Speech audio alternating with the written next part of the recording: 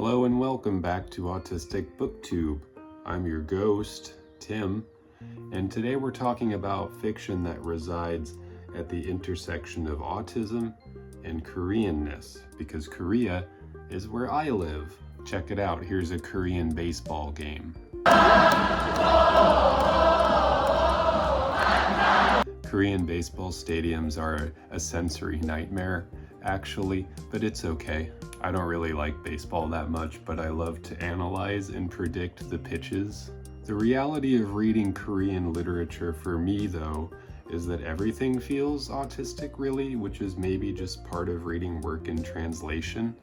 There's a flatness to the language that feels simultaneously distant and beautiful, which is why I like reading translations. But also there's a lot of rigidity to the social structures here, a lot of expectations regarding what you'll say, how you'll say it, who you'll say it to, the order in which people talk, the gestures that are acceptable, and on and on and on. And so a lot of the art and media here focus on characters who cannot do that, or who refuse to participate in the scripts and mores assigned to them. It feels very pathological demand avoidance to me, the PDA autism, or I think people define it as persistent demand for autonomy now. I can't really remember. Anyway, it's been my experience that most, if not all, of the novels I've read by Koreans, and also Korean Americans, have resonated with me not just as a person, but as an autistic person. Thus this list, which we will now get into. Okay, so number one is Tomorrow and Tomorrow and Tomorrow by Gabrielle Zevin, which if you haven't read this yet, what are you even doing? Do you like video games? Do you like friendships that last decades and go through the ringer and grow and change and evolve and are super touching? This was my favorite book last year. I read it while I was in China for a few days, and I didn't even want to do anything while I was there. I just wanted to sit in the hotel room and read this novel because it is so good. It's about friends Sam and Sadie, and later Marks, who develop games together and start a production company. There's obsessiveness and relentless creativity and healthy conflict and awkwardness. And it's a real and honest look at disability too, not just developmental, but also physical, particularly for Sam. The descriptions of the games they make are so masterful too. There's one with Emily Dickinson lines and one about manufacturing parts for a Nazi regime, which reminded me of Papers, Please, or Return of the Obra Dinn, both excellent games in the real life. I have a lot of trouble reading generally, and also reading for more than like a few minutes at a time, but I could not put this one down. It's so engrossing. I'm not sure if Zevin is autistic and don't want to speculate or anything, but I feel the characters in many ways are, or definitely are. Anyway, Zevin is Korean American, and it plays a little bit of a role in the novel. Also, she chose a title from my favorite Shakespeare play, Tomorrow and Tomorrow and Tomorrow. Creeps in this petty pace. You cannot go wrong here. Number two, Almond by Sohn Won-Pyoung, a Korean novel. I listened to the audiobook for this one while walking by the stream near my apartment. The voice actor was very, very good. Very, very earnest and very emotional. I mean, listen to this beginning. This story is, in short, about a monster meeting another monster. One of the monsters is me. Korean novels always have such fine beginnings. This one's a young adult piece about a boy, Eun-Jin, whose brain chemistry makes it hard for him to access and recognize his emotions. Hello, alexithymia. It has a lot of the hallmarks of YA lit, with the surprising friendship, a love interest, a bully, a quirky home, and a violent episode midway through, just FYI about that. I don't remember there being any explicit mentioning of autism, though there are pretty clear signals and imagery, like little breadcrumbs for those of us who are attentive enough. Those emotions charts, for one. I feel like those are everywhere in Korean media. I don't read much YA outside of this one summer a few years ago when I read as many YA mental health themed novels I could find, and this one tackles it about as well as any of those great ones I read that summer did. Okay, number 3, Pizza Girl by Jung-Il Frazier, who is a nice person. Also, a TV writer. Cats. Also, Young. I messaged her a few times on Instagram and she was so sweet and kind, very generous. But this, her debut, is about an 18-year-old pregnant girl who delivers pizzas and becomes attracted to and obsessed with an older woman who orders pickles on her pizza. Gross. But actually, pickles always come with pizza in Korea when you order it. Why is that?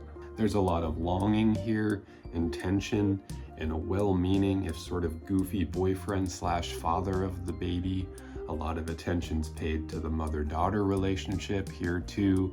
The protagonist, whose name is secret until the end of the book, for important reasons, is grieving her father. And that sort of structures the ending, which in craft terms is beautifully realized. The final lines are just chef's kiss. Again, not explicitly autistic, but the burnout, the queerness, the fixations, the kind of constant ruminating, all really hit me right where I like to be hit, which is in the heart space. All right, so let's move on to number 4, which I was having some trouble deciding on. I was going to use Sun Mi Hwang's The Hen Who Dreamed She Could Fly, about a hen who decides she will no longer have eggs for the farmer and his wife. She breaks free of her constraints and escapes to build her own kind of life with her own family and rules. She befriends a duck, and I love ducks. I love animals and have duck tattoos. And anyway, all the animal love and the breaking free of constraints appealed greatly to me. But then I thought I could put the entire catalog of modern Korean lit in English from Dalkey Archive Press on here. You have When Adam Opens His Eyes by Jung-Il, about a punky atypical boy. No One Writes Back by Eun-Jin, about a guy who wanders around with his blind dog, meeting strangers at motels and writing letters of grace and reassurance to them. Reminds me of this thing that Kurt Vonnegut did in his best novels that I'll talk about at some point in a later video. And also Lee Gi-ho's At Least We Can Apologize, about 2 friends who are released from an abusive institution and try to earn money working for this agency that apologizes to people on their clients' behalf. Totally weird, totally deadpan. And yet ultimately I settled on Han Kang's The Vegetarian, in part because after I read it, it was this kind of litmus test for whether fellow readers were neurodivergent. I didn't know I was autistic then, but if I brought it up and someone thought it was weird, which a lot of people did, I'd think, oh, we don't have a lot in common maybe. But if they thought the book was moving, I thought, maybe whatever's in my head is also in their head. It's told in 3 parts and follows Young-hae, who has these intense dreams and decides she must give up eating meat, which flies in the face of a lot of the attitudes that make up the social framework in which she lives. This one choice causes all kinds of rifts in her family and professional relationships, and all she wants is an existence that's more natural and nourishing and humane and kind. This novel is so heartbreaking. It's all about being ripped from yourself by a society that wants to make decisions for you and confine you to roles that benefit others instead of you. The second section involves her brother-in-law and painting and flowers, and it's some of the most haunting and terrible imagery I can recall. This one can be hard to get through just because it can be so painful, but it's absolutely worthwhile, hence all the accolades it got. Also, I think the idea came from a short story Han Kang wrote about a woman becoming a tree, and I have such affinity for trees, like many autistics. Also, I saw her read at a Q&A in Seoul, and she was very soft-spoken. I don't know, it stuck with me. Okay, and finally, number 5, we have Emergency Contact by Mary H.K. Choi, who recently published an essay in The Cut about her autism diagnosis in her 40s. I'd love to read it and tried, but I'm poor and don't have a subscription to that magazine. I'm not going to say a whole lot about this book just because I think I've gone on a while and also my voice is tired. I have trouble speaking most of the time. But Choi is a wonderful and perceptive writer, Korean American. I'd consider it upmarket fiction with some literary influence to it and a little bit of YA flavor. Her most recent title is Yolk. It also looks very good. It follows sisters over the long term, and I love long-term relationships, like tomorrow and tomorrow and tomorrow. It is a tale told by an idiot, full of sound and fury, signifying nothing. No, it isn't. But yeah, listen to this. Choi talking about inspiration for Emergency Contact, namely Judy Blume's Forever, about which Blume said she wanted to write a book where people have sex, but then nothing terrible happens. That's the book I want to read every single day. Like seriously, that's exactly my aesthetic as a writer. Anyway, this is a love story that's mostly done over text messages, though maybe less so than what I expected prior to reading. People have cool tattoos, people have coffee, people have stories, people have panic attacks, which I also have regularly. Also, what a cover.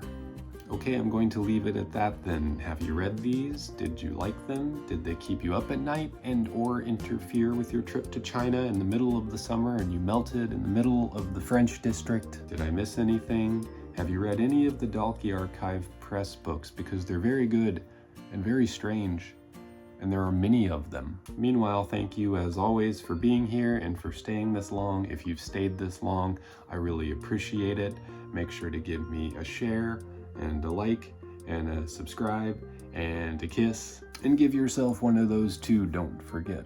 Bye.